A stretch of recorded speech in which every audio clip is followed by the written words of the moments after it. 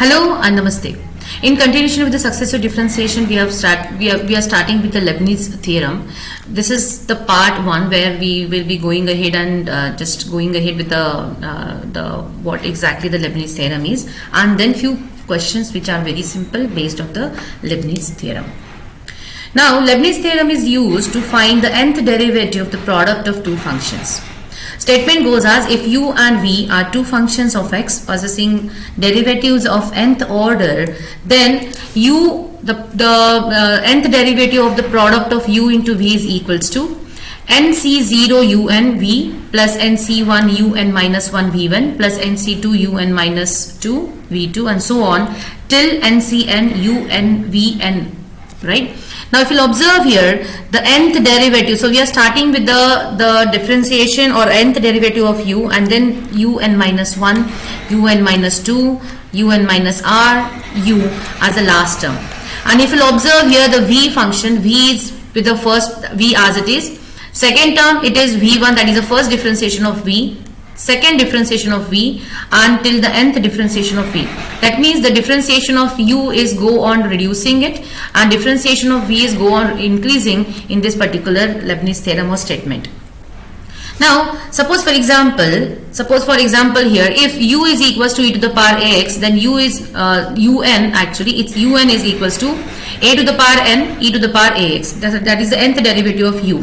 That means if you wanted to have the n minus 1th derivative, so you have to replace that n, both the sides here, with n minus 1.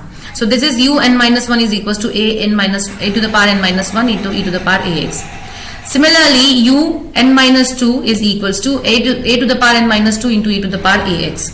This is about how to find out if u the nth derivative of known of the function, then you can go ahead with.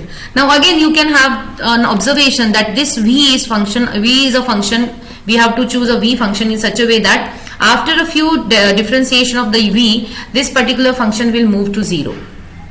Okay, let us understand this particular statement using the question.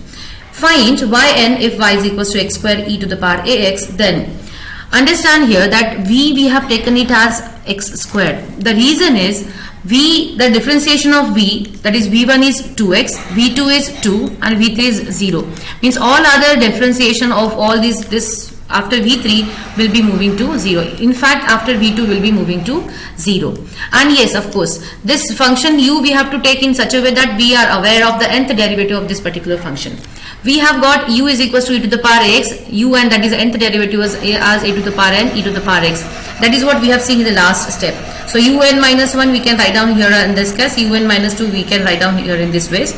And therefore, by Leibniz theorem, so Leibniz theorem goes as un v plus nc1 un minus 1 v1 and so on, because here nc0 is nothing but 1. So we have just taken in, rather than to write down nc0, because it's always 1, we have written it 1.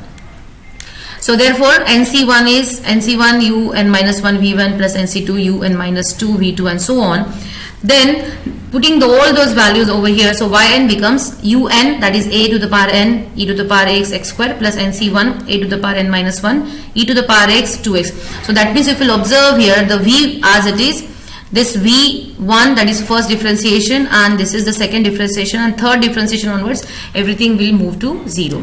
And these are just un minus 1, un minus 2 and so on. So if you wanted to have the three different parts, so it is nc1, nc2. So that means what, in the particular Leibniz theorem you have to have first, second, third. So first is actually not in fact here. In fact here it is 1, which I have not written here, nc0. So 1 into 2 into 3. So what is 1 2 into 1 2 3? First function is nothing but your nc1, nc2, nc3. Second is nothing but the differentiation of u or nth derivative of u. Third is nothing but the v function. This is happened in the first, then the second and the third. So you can just have this type of relation to go ahead with the Leibniz theorem, so you will understand it better. Then just moving ahead, that is nothing but we have just written that nc2 as n into n minus 1 by 2, nc1 as n and so on. Just go on simplifying, we will get the answer for this, that is nth derivative of the function x square into e to the power ax using the Leibniz theorem as this answer. Then moving ahead with one more here, so that is find yn if y is equals to x square log of x, where n is greater than equals to 3.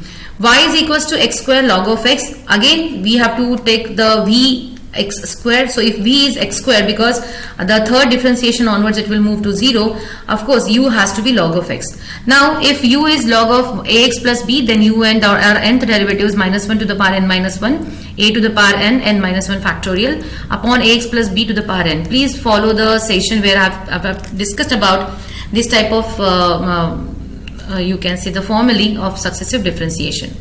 Then we can have u and as, because if you observe here, we have got just log of x. That means the value of a is equals to 1 here and the value of b is equals to 0. So this ax plus b will be getting replaced as just x to the power n. And 1 to the power, that is a to the power n, that is a to the power n is nothing but 1 to the power n, that is 1, and that is what we have not written here is 1, but yes, it is there. So minus 1 to the power n minus 1 factorial upon x to the power n as this, and v1 v2 will have the value, v3 will not be 0 here. And therefore yn is this particular, or Leibnitz theorem, you can check this out. Just take the values, put it here in this case, go on simplifying. Now if you observe here, in after doing this particular the way which we have done it in the previous, just you have to replace. So un minus 1 would be minus 1 to the power n minus 1 upon x to the power n minus 1, this n minus 1 factorial, that will gives us over here. So this is nothing but minus 1 to the power n minus 2 factorial upon x to the power n minus 1. The same way we have to go ahead and do the same way what we have done it. Replace n by n minus 1, replace n by n minus 2, and so on. Now here in this case, that minus 1 to the power n minus 3 is out because of this first second, we can just take it out. Similarly, x to the power n minus 2 we can take it out. So if we'll take these two terms out, we can have it inside this bracket like this terms. And just if you'll simplify, we will go ahead and get it n minus 1 factorial minus n into n minus 2 factorial into 2 plus n upon n minus 2 by 2 n minus 3 factorial into 2. It is just a simple mathematical you can say a simplification. Now this simplification will move ahead and just go on reducing it further. So this 2 and this 2 will go from here, remaining terms would be here again. Again n minus 1 factorial, n minus 2 factorial and n minus 3 factorial, we are taking it. So we are trying to get this n minus 3 factorial everywhere in this term, and we have just reduced it, the factorial term. So we can have this minus 1 to the power n minus 3, n minus 3 factorial upon x to the power n minus 2. Remaining factors would be here. Just go on simplifying it. You will get that answer as this. Just pause the video. Try to get whether you are getting the same answer what I have got it on the slide. This is the part 1 about the Leibniz theorem. In the part 2, we'll be going ahead with a little difficult questions what we have observed here. Actually, this is, though it is looking little lengthy question, but yes, this is just a simplification of the factorial terms and the minus 1 to the power n minus 1 n minus 2 terms and so on. I hope you have understood this particular question very well. Thank you so much. Happy learning.